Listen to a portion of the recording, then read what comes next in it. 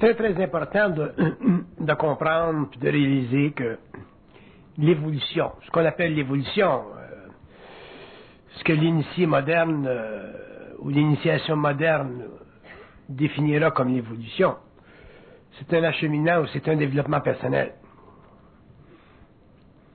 Quand je dis personnel, parce que à un certain moment donné, au cours de l'évolution de la conscience humaine, puis au cours de la transmutation du caractère foncier de l'homme, qui mène à une très très grande ouverture de son esprit, il vient un point où l'être est réellement seul. Il n'y a pas de support de ses parents, de ses cousins, de ses frères, de la race. L'être est réellement seul. C'est dans cette solitude existentielle, face à la vie, puis face à ce qu'il ressent intérieurement, et face éventuellement à ce qu'il peut communiquer avec d'autres plans, qu'il réalise jusqu'à quel point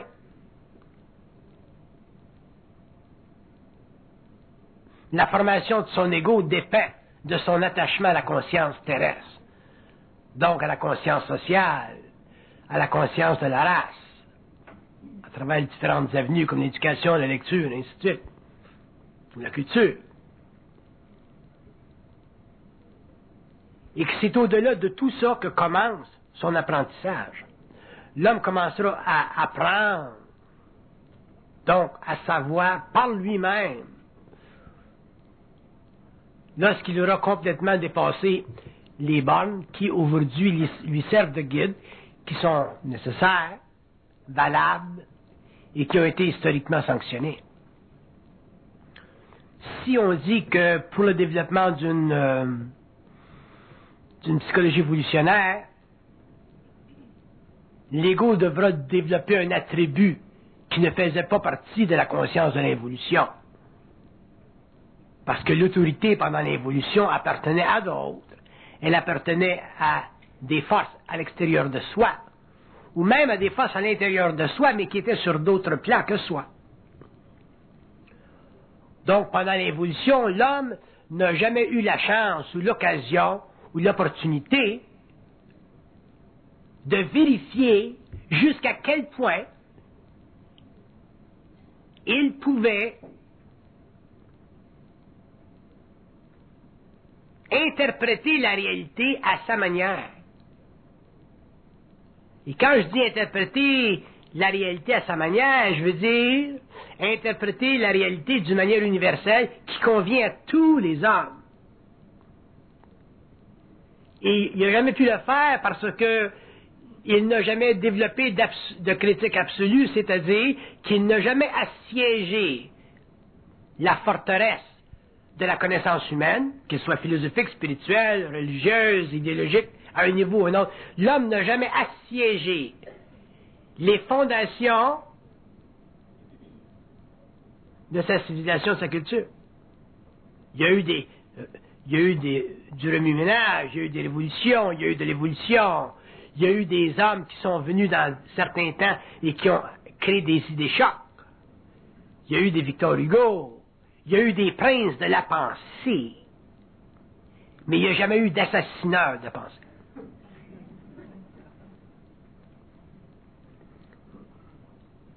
Parce que l'homme n'était pas arrivé à l'évolution. Il était encore dans l'involution. L'homme ne pouvait pas développer de critique absolue, donc il ne pouvait pas assassiner les assises de la pensée réfléchie pour libérer finalement le parfum de l'esprit, donc de la connaissance, le savoir qui fait partie de sa lumière à son échelle, à sa mesure, selon le caractère universel de son âme en évolution.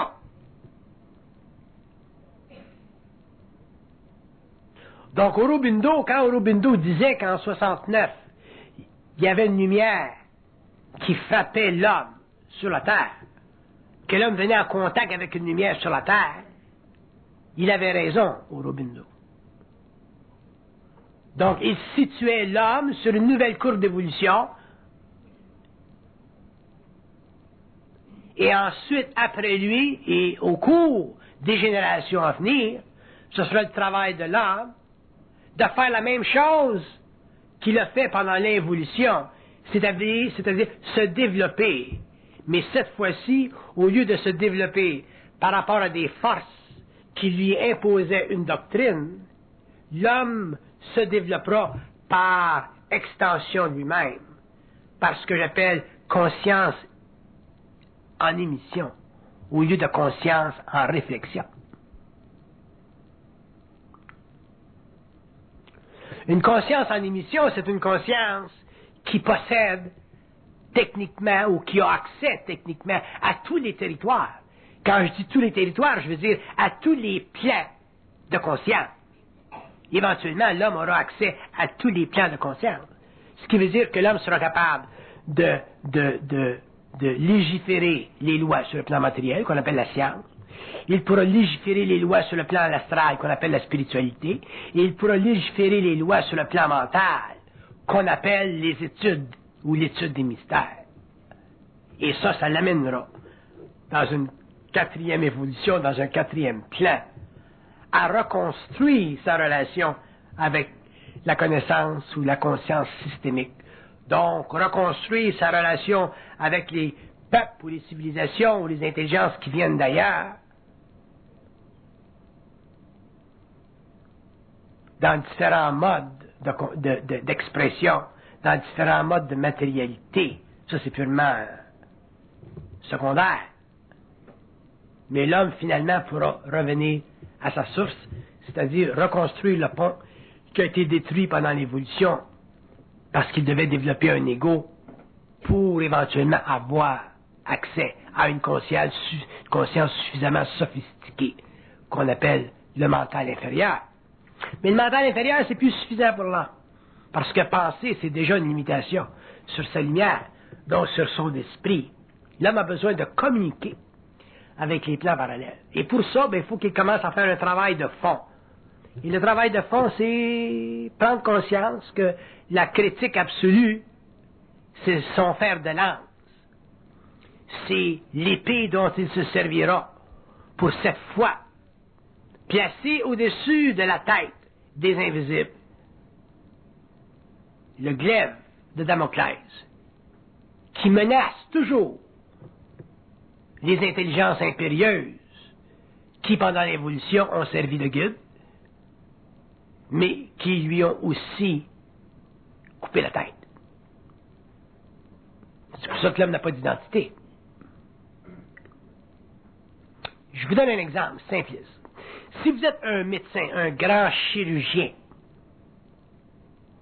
à cause de votre habitude de traiter avec certaines gammes d'informations, à cause de vos habitudes à traiter avec des registres de connaissances qui ne font réellement pas partie de la conscience de la masse, vous avez l'impression, en tant que grand chirurgien, ou grand philosophe, ou grand théologien, ou grand architecte, de faire partie de ce qu'on appelle une élite.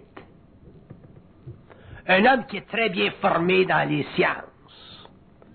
Un homme qui a techniquement un caractère savant. A l'impression d'appartenir à une élite. Et en fait, il appartient à une élite. Le seul problème avec cette élite-là, c'est que, de par sa nature matérielle, égocentrique, fondée sur la personnalité, elle impose à l'homme ses vues. Si vous êtes un grand théologien, vous allez imposer à l'homme vos vues. Si vous êtes un grand architecte, vous allez imposer à l'homme vos vues. Que vous soyez n'importe quoi, si vous êtes très avancé et que vous fonctionnez dans des atmosphères raréfiées de la science, vous allez imposer à l'homme vos vues. Pourquoi? Parce que l'homme n'aura pas la capacité de les refuter.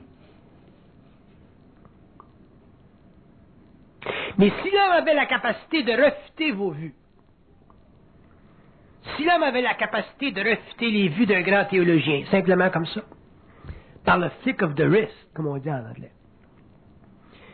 Si un homme avait la capacité de refuter, quand je veux dire refuter, je veux dire de réellement dépasser les vues de la science, de l'architecture, de n'importe quoi, à ce moment-là, l'homme serait libre de l'élite.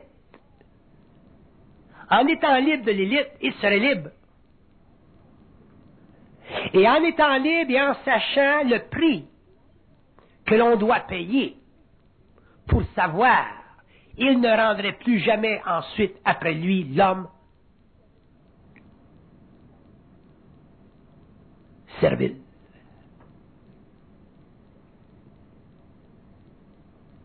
Si l'élite, ce qu'on appelle l'élite, était réellement grande sur la terre, elle ne chercherait pas, par tous les moyens, occultes ou non, insidieux ou non, per force ou non, à établir son pouvoir sur la conscience humaine. Donc le grand théologien, s'il était réellement grand dans le sens de l'esprit et non pas dans la fortitude de l'âme, supporté par une mémoire mécanique très développée, il pourrait facilement rencontrer un homme, un être, quelque part dans le monde, et l'écouter, et trouver que, ouais, peut-être que cet homme-là a quelque chose à dire qui est intelligent. Donc le problème avec l'élite dans le monde, c'est qu'elle se croit unique, et qu'elle se donne le rôle, et qu'elle s'est toujours donné le rôle, d'imposer à l'humanité des doctrines qui font partie de son apprentissage, mais qui font aussi partie de son mental doctrinaire. C'est pour ça que je haïs, moi, en tant qu'individu, les gens intelligents. J'haïs l'intelligence mécaniste involutive. Non pas parce qu'elle n'est pas belle, mais parce qu'elle donne pas donne pas de chance au petit homme de sentir que lui aussi, il y en a peut-être de l'intelligence. Je me rappelle une histoire que ma femme me racontait quand elle était jeune. Elle était à l'école et elle posait au professeur des questions. Probablement que les questions dans ce temps-là tournaient autour de Adam et Ève, la pomme, puis toute la bébelle, là. La tour de Babel, on peut s'imaginer.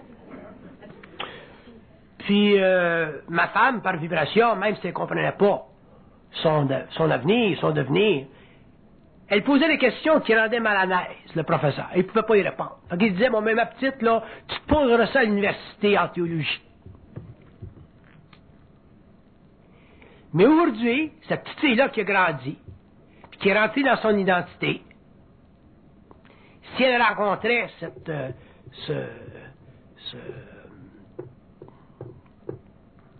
ce modèle d'ignorance, puis qu'elle dirait, bon, ben, assis-toi, petit gars, on va te parler, là. On va te parler de ta vie, là. On va te faire de la voyance sur ta vie, on va t'expliquer qu'est-ce qui t'a fait l'an passé, qu'est-ce que t'as fait de 10 ans, pourquoi ta femme t'a crissé là. Qu'est-ce que tu fais, là, dans la vie, comment est-ce que tu penses. Puis qu'elle commencerait lentement, là, à réellement, là, l'étamper, comme on parle, là. Ce prof-là, il se sentirait mal. On va te parler de ça, des archanges, puis Dieu, puis toutes ces affaires-là, puis la mort. On va tout t'expliquer ça, c'est toi, là. Puis faire comprendre que c'est pas un degré universitaire qui donne à l'homme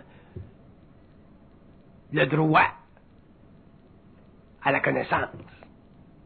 Le degré universitaire, il fait simplement, il donne simplement le droit de pouvoir bien te mémorer ce que les choses, ce que les autres ont mémorisé avant toi. Donc, ton degré universitaire, techniquement, te permet de cristalliser dans la forme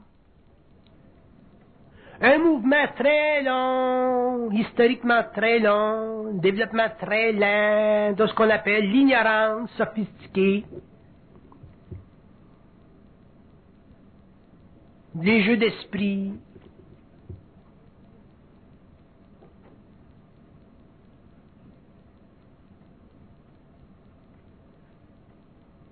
tu fais une thèse, là, puis tu prends ce que l'autre a écrit, puis tu t'ajoutes un petit peu. C'est comme rajouter du sel puis du poivre quand tu fais un repas. Tu rajoutes. L'autre, la semaine après, il va rajouter. Puis tout le monde rajoute. Fait que tu rajoutes aux conneries fondamentales de je pense, donc je suis de Descartes. Mais tu continues à être con comme Descartes, mais avec la sophisterie de mental philosophique.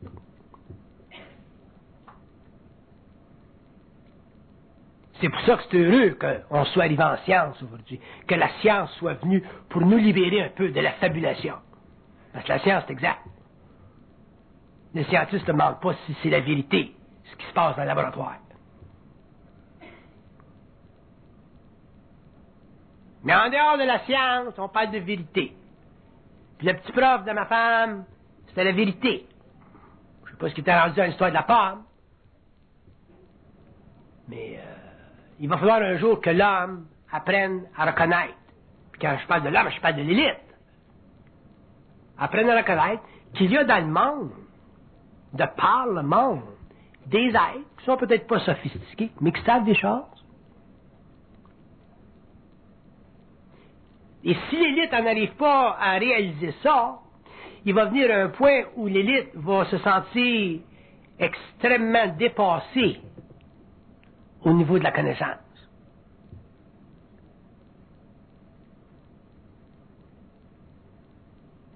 Il y a des gens au niveau, il y a des gens dans le centre qui font l'étude des religions, au centre des religions dans la province de Québec, qui pensent que je suis orgueilleux. Puis que j'aime pas discuter avec personne. Je vis dans ma tour d'ivoire, là. Je suis une sorte d'illuminé pour eux autres.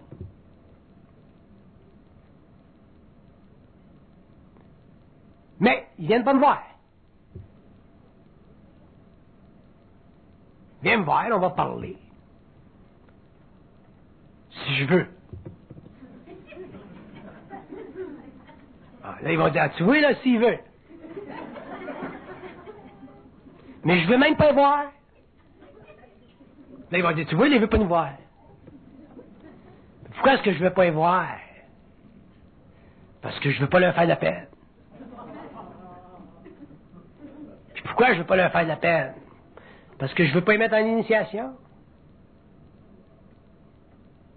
Parce que je veux pas leur faire réaliser jusqu'à quel point ils sont ignorants.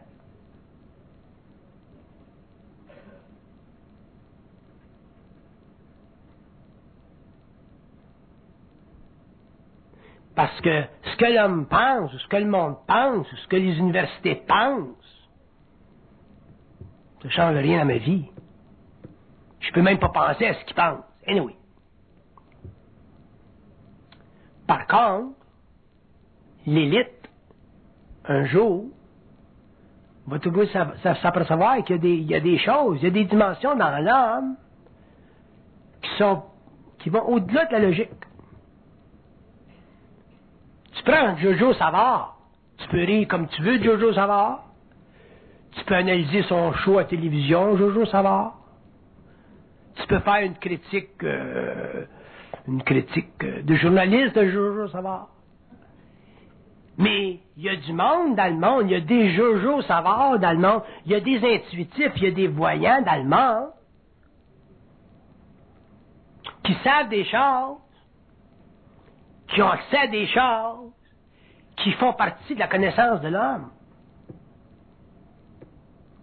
Peut-être qu'ils ne peuvent pas l'expliquer comme il faut, peut-être qu'ils ne comprennent pas tous les mécanismes, toutes les arcanes.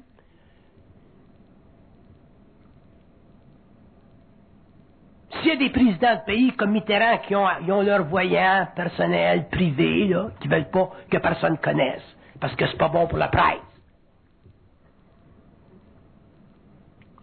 S'il y a des femmes de présidents comme Nancy Reagan qui a son astrologue, c'est pas bon pour la presse.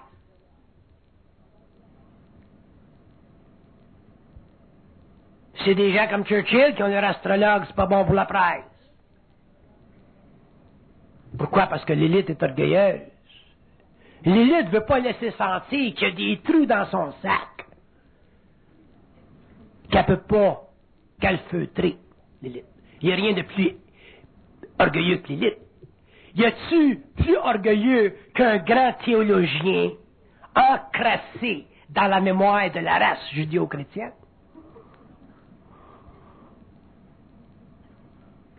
Comment est-ce qu'un ange qui danse à la pointe d'une aiguille faut réellement être encrassé dans le mental pour même soulever la question judéo-chrétienne?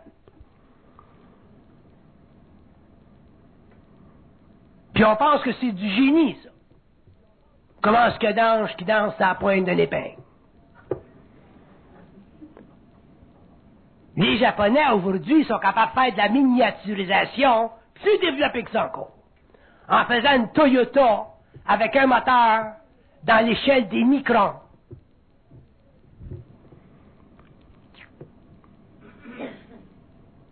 C'est ça le problème de l'élite. Puis qu'est-ce qui va casser l'emprise psychologique de l'élite sur l'individu, pas sur la masse. La masse a besoin d'élite, no problem. Mais qu'est-ce qui va casser l'emprise de l'élite sur la conscience individuelle? Ça va être le développement de la critique absolue de l'homme lorsque l'homme va avoir franchi les limites psychologiques de sa philosophie existentielle pour avoir finalement confronté la source de l'intelligence qui se cache derrière les formes qu'on appelle le mensonge cosmique. À partir du moment où l'homme utilise un terme pour définir un plan quelconque de la réalité, s'il n'est pas suffisamment conscient et en conscience critique pour déconditionner le terme lui-même, il est automatiquement prisonnier de la forme, donc il est automatiquement prisonnier de la pensée élitiste de son temps. Vous parlez des yeux? Pas de problème. C'est quoi cette affaire-là? Ça mange quoi? Ça mange-tu? Ça pète-tu? Ça chie-tu? Ça existe-tu? Dans quelle dimension que ça existe? Pourquoi est-ce que ça existe? Pour qui est-ce qui l'a créé? Y a-t-il une source de la création? Valable? On ne peut pas indéfiniment demeurer des êtres éberlués par des pensées qui ont été créées par l'élite pour maintenir sur la conscience de l'homme individualisé l'empire de l'involution.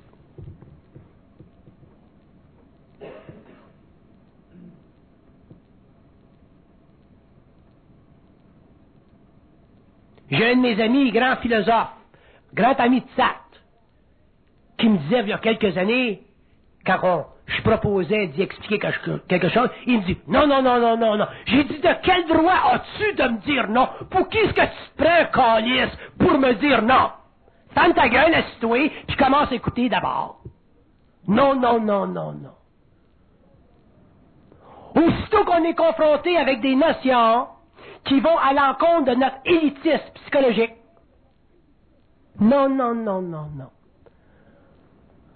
Va voir un grand curé puis dis, m'a t'expliqué qu'est-ce que c'est Dieu, laisse-toi ici, là. Il va dire, non, non, non, non, non. C'est nous qui avons le rôle de vous instruire. Tu peux dire ça au monde, mais viens pas me dire ça à moi. Parce que ton café, tu ne digéreras pas, mon con. Les anges. Bon, j'ai rien contre le concept d'un ange, mais c'est quoi? Viens pas me dire que c'est un article de foi. L'article de foi. Ça, t'achètes ça chez Eaton, des articles de foi. De la foi de morue. L'article de foi. Puis c'est pour ça que l'élite, elle vient pas me voir. Parce qu'assez l'élite, t'es avec moi, il n'y a rien à faire.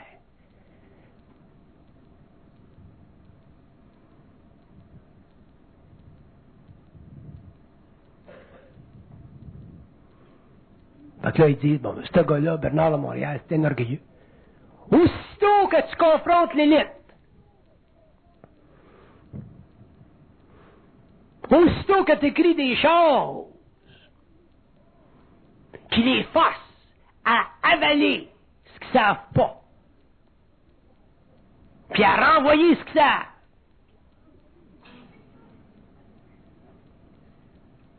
ils sont plus bien dans leur peau.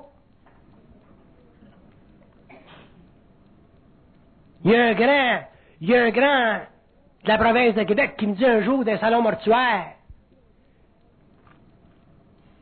il me dit, Monsieur Bernard, il dit, vous êtes piquant.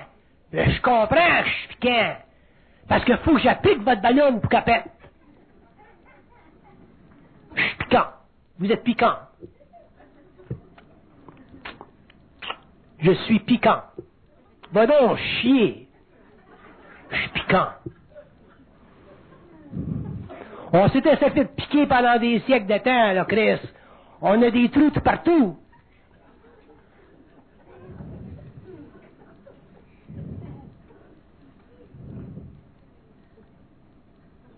Puis je suis fin. Imagine-toi si j'étais pas fin. Hey! Qu'est-ce qu'il dirait pour me décrire? Il pourrait plus dire je suis piquant, là. Ah, je suis piquant. C'était mon prof de latin puis de grec dans le temps, quand j'étais à l'école. Là, il trouve que je suis piquant.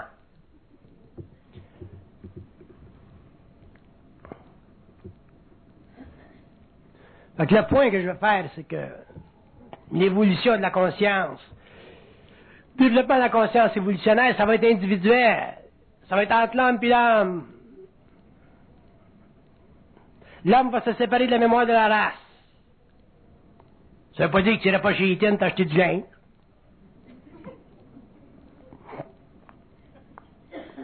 Ça veut pas dire que tu vas pas arrêter ces lumières rouges.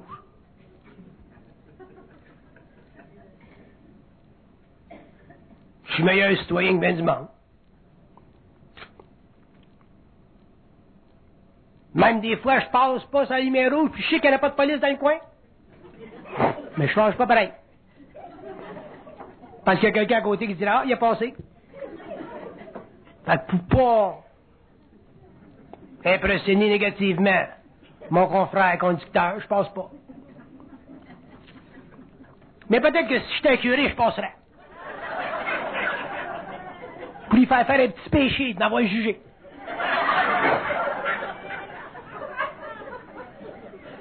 Je dis, mon Christ, me t'avoir par en arrière. Tu penses que t'es saint, t'es plus saint que moi, t'as le bon Dieu de ton bord. Tu viens de me juger, te juger.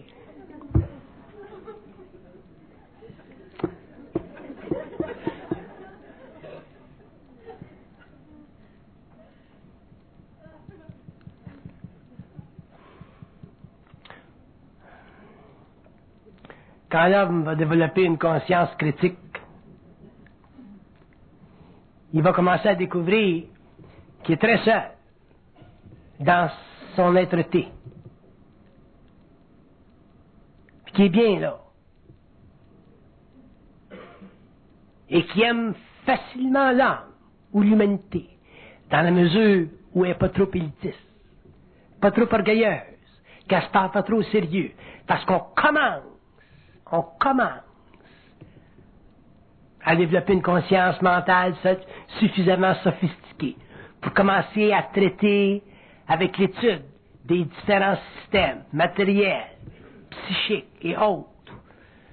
C'est pas fini l'évolution de la planète Terre. On est en 1995, 96, whatever. Ça, c'est le problème de pas trop penser. Ça fait que...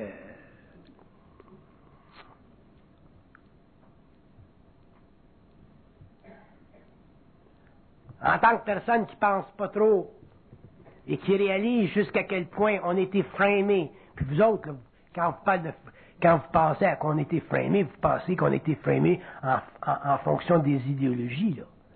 Mais là, vous n'avez pas commencé, l'homme n'a pas commencé encore le grand voyage intérieur. Quand tu vas ses plans le soir, là.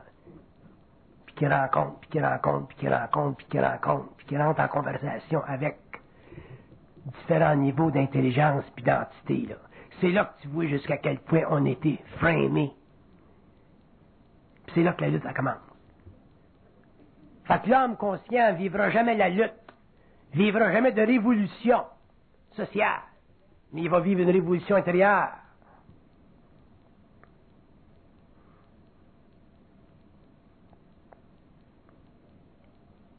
Qui va mener une grande transformation intérieure. Mais il viendra un moment au cours de son évolution dans sa vie personnelle, où finalement, il aura conscience d'être. Il n'aurait plus besoin d'aller voir ce que Jean-Paul Sartre a dit. Il n'aurait plus besoin de faire référence à Shakespeare. To be or not to be.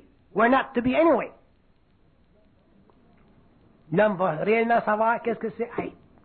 Puis il va réaliser que être, c'est le résultat de la lutte personnelle, individuelle, contre tout ce qui constitue en lui le mensonge. Puis il y a des vérités qui existent dans le monde qui sont tellement mensongères, elles sont très nécessaires, mais elles sont tellement mensongères qu'à partir du moment où l'homme réalise ça, il ne peut plus appartenir à la mémoire de la race.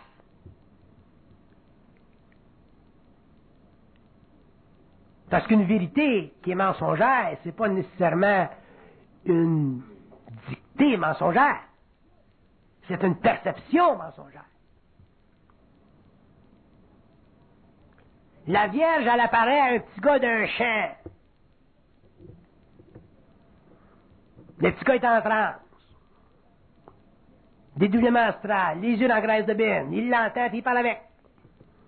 À sortir, puis là, il revient normal. Il compte son histoire aux journalistes. La Vierge m'est apparue. C'est vrai. Mais c'est quoi le mensonge, la vérité?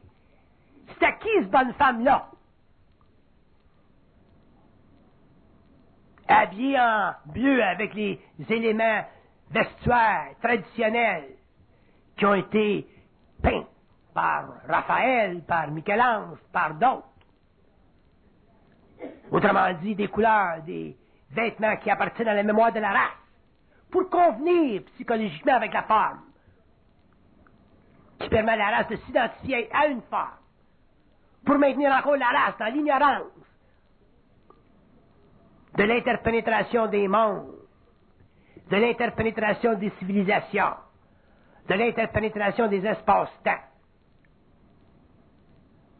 puis de la proximité des univers parallèles. Qui ferait de nous des êtres savants si on était suffisamment et psychiquement évolués pour ne pas être magnétisés par des intelligences qui peuvent se manifester à l'homme, toujours selon la qualité archétypale dont il a de besoin pour avoir l'esprit tranquille.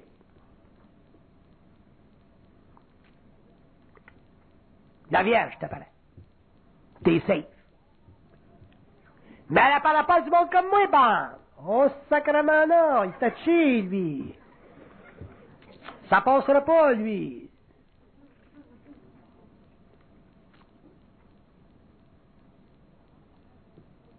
Mais elle va apparaître un petit gars d'un champ quelque part, en Europe de l'Est, jusqu'à ces pauvres, là, puis qui sont encore au Moyen-Âge spirituel de l'humanité. Mais un gars comme moi, là, qui est prêt à dire, bon, enlève ton linge, là. Pas dans le sens de me faire du nudisme. Mais qu'est-ce qu'il y a en arrière de la forme, là? Prends-moi pas pour un con. Parce que moi, tu me magnétiseras pas ces autres plans. Je n'ai vu d'autres avant toi. Qu'est-ce que t'as de l'air? Ah, tu viens de là. C'est ça ton nom. Il y a un langage qui existe entre l'homme et ce monde-là. Tu peux le parler, c'est comme n'importe quoi. C'est pas du russe, c'est pas connecté aux langues indo-européennes, mais il y a un langage. Tu peux parler à ce monde-là. Mais quand tu parles à ce monde-là avec un langage d'une certaine manière, puis que t'es plus magnétisé dans le mental, là, tu t'aperçois que c'est pas la même affaire. C'est pas la petite bonne femme avec une robe bleue, puis des pans blancs en avant, puis une petite peau d'ivoire, qui se tient avec les yeux dans la graisse de bine, puis qui te dit de prier, puis de prier, puis de prier, puis de prier, puis de prier. Tu peux pas me dire de prier, moi. On va te dire, c'est toi, Christ. Y en a-tu de la conversation entre toi et moi, mais là, il n'y en a pas, là, parce que moi, c'est moi qui va te faire prier. Il va te prier de crisser ton camp. Shit or get off the pot. On n'est plus des cons, là. C'est ça la critique absolue. Donc, si tu n'es pas capable de vivre une critique ou manifester une critique absolue, quand tu viens en contact absolument avec des étrangers, des espaces parallèles, ben, tu es utilisé comme beaucoup ont été utilisés pour perpétrer sur la Terre le mensonge cosmique à travers des vérités à demi expliquées qui font partie des besoins archétypales de la conscience planétaire d'une race qui ne connaît pas ses origines et qui est manipulée par l'élite.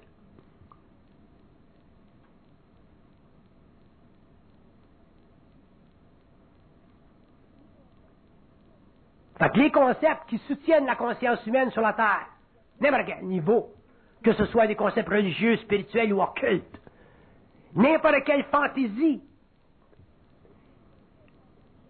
qui est une expression du mental humain, transmis, canalisé, par vertu médiumnique ou par vertu philosophique ou simplement par la pensée, dirigé, ça doit être par là, investigué, compris.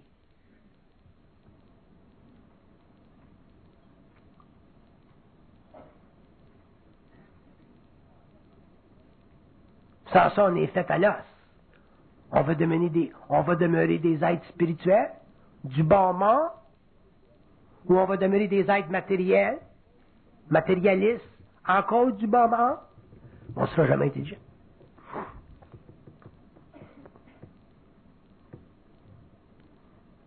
Donc la critique absolue, ça fera partie de la fondation de la conscience mentale renouvelée, ça fera partie du grand écart entre la conscience supramentale et la conscience mentale de l'évolution. Et c'est à travers la critique absolue que l'homme éventuellement en arrivera à éventer les mystères et à finalement pouvoir reconnaître, parce que sa vibration va changer avec le temps, l'homme pourra reconnaître et donner des noms à des mondes, à des intelligences, à des races. Puis on saura un jour qu'est-ce que c'est un archange planétaire. On saura qu'est-ce que c'est un ange. On saura qu'est-ce que c'est un Elohim.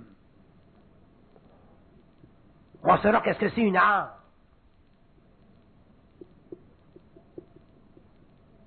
On saura qu'est-ce que c'est un vaisseau séraphique, une conscience morontielle, un corps astral. On pourra reconnaître la nature de la communication télépathique avec les plantes. Avec qui se compare? D'où est-ce que tu viens, toi? Tu fais quoi? On le saura.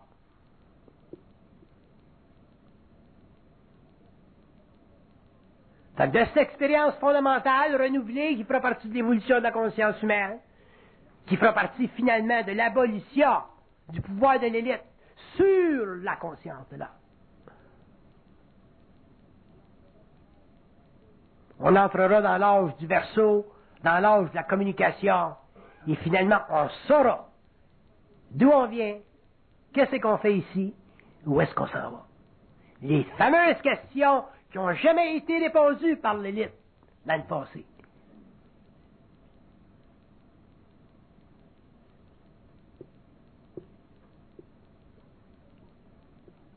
L'homme s'y donnera ses propres réponses à lui-même, parce qu'il aura finalement compris que critiquer absolument veut dire lutter absolument contre le mensonge. Si l'homme veut se sécuriser psychologiquement derrière les formes spirituelles qui ont été institutionnalisées,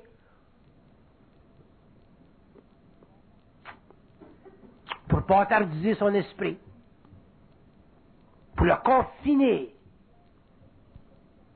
pour lui enlever la mesure de lui-même,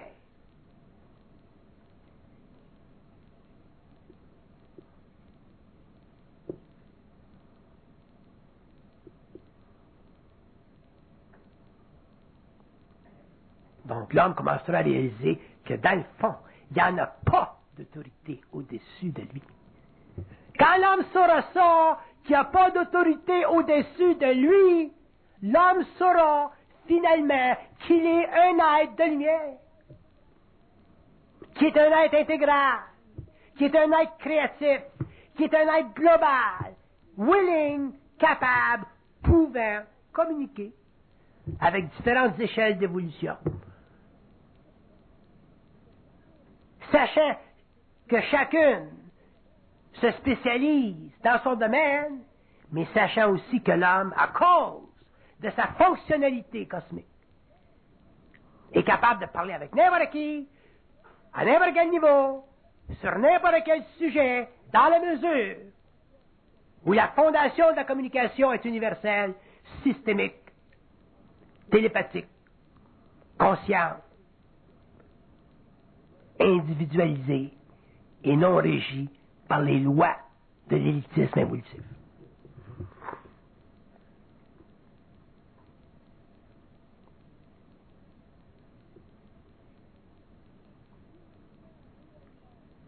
Sur les plans réellement bas de la lumière, sur les plans réellement bas de l'expérience planétaire, il y a des peuples dans le monde aujourd'hui qui ont la responsabilité inconsciente, mais cosmique, de mener les masses, les grandes masses humaines, vers un plus grand degré de libération, d'évolution, de liberté. Et ce grand peuple-là vit en Amérique. C'est l'Amérique, de par sa constitution, qui amène lentement dans le monde une lumière qui peut être affaiblie, mais néanmoins une lumière qui rencontre des objections contre les élites des autres nations. Mais vous ne pouvez pas repousser la lumière. Ça, c'est pas la lumière, c'est un feu, la lumière.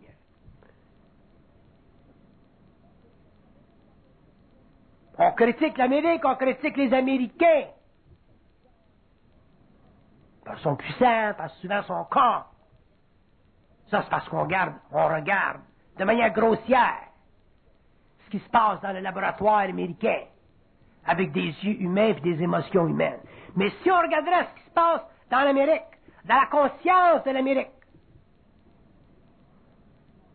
ce que signifie la Constitution américaine pour l'évolution des peuples et des races de la Terre, pour l'évolution des femmes de la Terre, on réaliserait qu'il y a un grand rapport, qu'il y a un grand rapprochement entre l'inconscience spirituelle américaine et les forces cosmiques sur la Terre, dans l'invisible, qui travaillent à l'émancipation de l'homme à des niveaux très, très inférieurs. C'est l'Amérique qui va amener la communication dans le monde.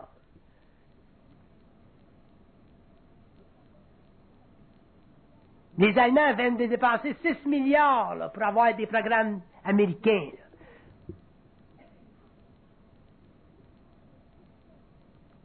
L'Internet, tout ça, là, ça vient d'où? Ça vient de l'Amérique, ça. Fait que les peuples québécois, les peuples canadiens, les Américains, ça fait partie, ça, d'une console qui est à l'avance, psychiquement sur la Terre, qui est devant tous les peuples, qui est à l'avance de tous les peuples.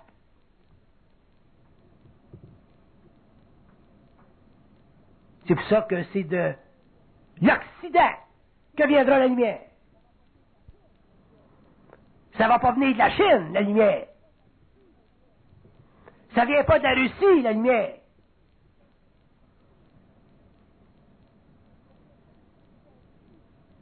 Ça vient pas des peuples qui ont cru un petit peu trop à l'élitisme, la lumière. L'élitisme marxiste, l'élitisme oriental. Ça vient des peuples où l'élitisme est vraiment fragmenté, là. L'Amérique. Les Américains, l'élite, là.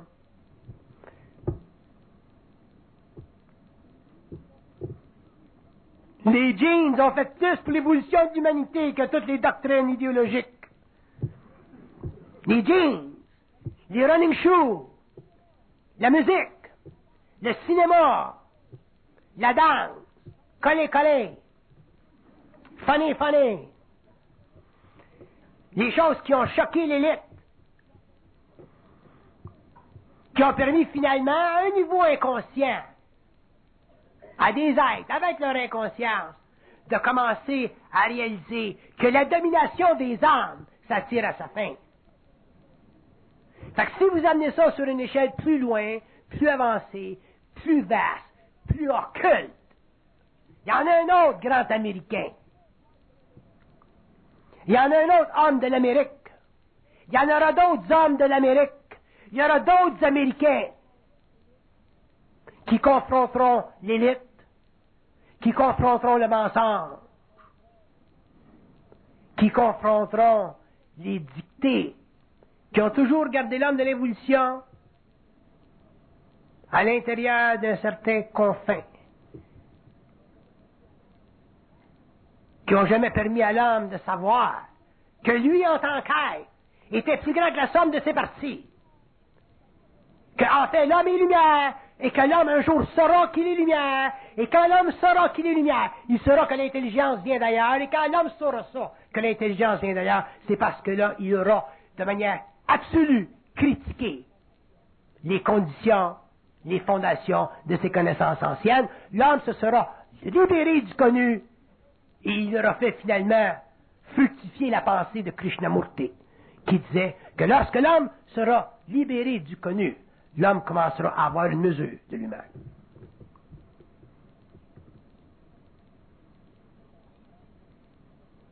Et c'est seulement la crainte psychologique de l'ego qui empêchera l'homme de se libérer du connu, de se libérer de la mémoire de la race, qui était nécessaire pendant l'évolution parce que l'ego devait se développer pour la structuration psychologique d'une société, mais qui n'avait rien à voir à faire avec l'évolution de l'homme. Le maître d'œuvre de toute conscience incarnée, l'homme, morontiel, conscient, évolué, individualisé, qui représente la fusion de l'esprit de l'âme, qui sait répondre aux questions fondamentales et qui sait donner des réponses qui font partie de sa vibration et non pas de sa crainte de déplaire.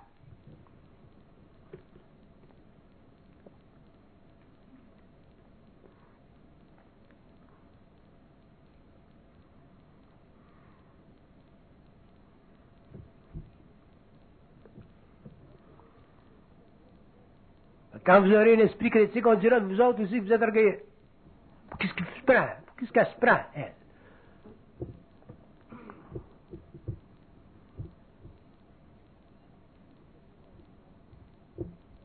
Parce que ceux qui ont le pouvoir ne veulent pas le laisser aller.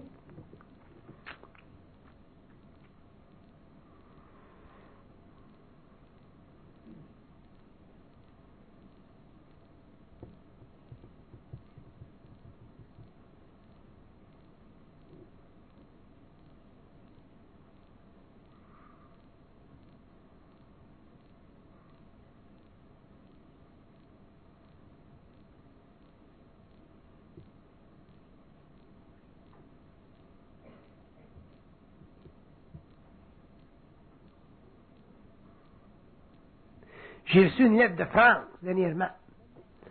La personne me demandait si c'était possible pour un Français de comprendre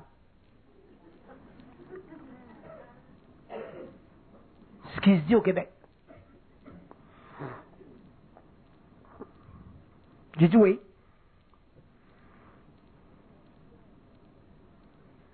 À condition que vous soyez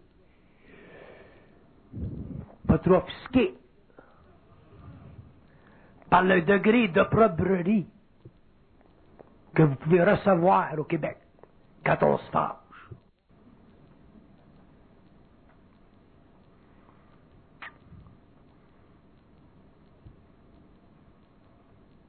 Parce que j'ai dit la politesse française, qui est très utile dans les salons, mais qui sert de savon entre les esprits. Au Québec, ça n'existe pas.